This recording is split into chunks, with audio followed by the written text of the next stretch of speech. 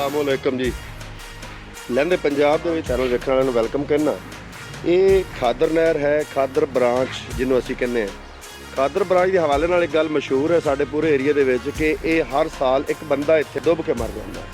तो उस हवाले नाल काफ़ी सारे लोग कह रहे थे कि इस पर वीडियो बनाओ। तो अज मैं आया लेकिन नहर तकरीबन बंद हो चुकी है, थोड़ा बहुत पानी है। तुहानूं पता ही है खादर ब्रांच जी ये हैड सुलेमान की तो एक जी ईस्टर्न ब्रांच है वो निकलती है। ईस्टर्न ब्रांच तो विचों ये एक हैड कुमारी वाला हैड कुमारी वाला तो ये अगे खादर नहर ये चल के आती है। खादर नहर जी है इनू KB के तौर पर दसाएं मैं जिन्ने भी पिंड ने सारे KB सदवाते हैं, जैसे 1 KB 2 KB 3 KB इस तरह 11 KB 12 KB 10 KB ये सारे पिंड जोड़े ने ये सारे इस खादर ब्रांच के हवाले नाल ही याद किए जाते हैं जिन्होंने जोड़े पिंडों में इस खादर नहर का पानी लगता है। ये वो खादर नहर है।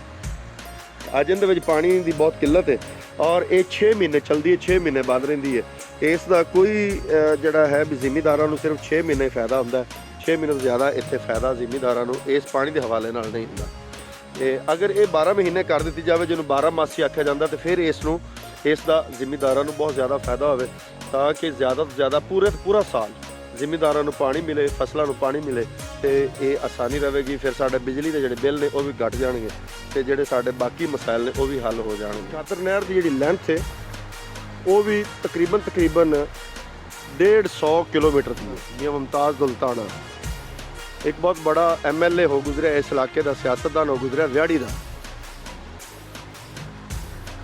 और ये उसने अपने फसलों को खराब करने वास्ते खादर नहर बनवाई। तो ये कुम्हारी वाले हैड तो निकलती है उत्थे इनकी जी है वसत वो बहुत ज़्यादा है, खुली डुली और शोर शराबा भी बहुत ज़्यादा है।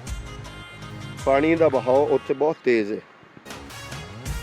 ये आहिस्ता आहिस्ता चलते चलते ये व्याड़ी तक जाती, व्याड़ी तक जाद्या होया ये एक खाल की शक्ल खाले की शक्ल होंगी उस शक्ल तक ये चली जाती, बिल्कुल तंग हो जाती है। देख रहे हो दूर दूर तक पानी पानी नज़र आ रहा है। इधरों यह चढ़ते वाले पासों आ रही है, चढ़ते पंजाब वाले पासों तो यह लहंदे पंजाब नूं जा रही है।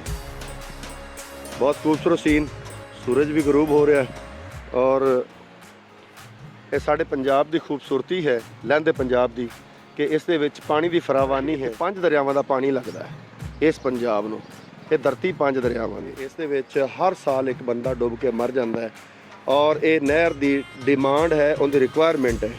तो ये वाकई हर साल बंदा तो डुबदा है, इहदे विच एक नहीं डुबदा कई डुब जाते हैं, एक छड़ के 3-3 4-4 डुब जाते हैं।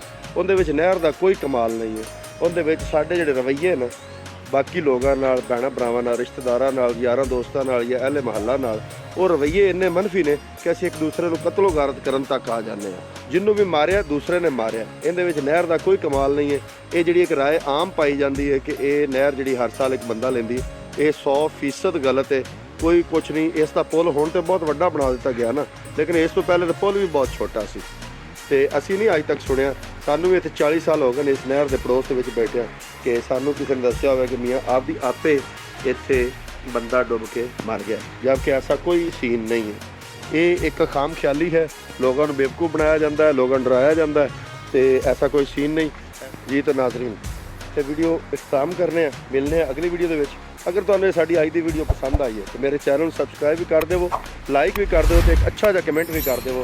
पूरी दुनिया के लोगों को पंजाब की खूबसूरती विखाते रहिए। साडा लहंदा पंजाब है बहुत ही खूबसूरत एरिया। अल्लाह ताला इनू सदा आबाद रखे। मिलने अगली वीडियो के विच, उदों तक पाकिस्तान जिंदाबाद।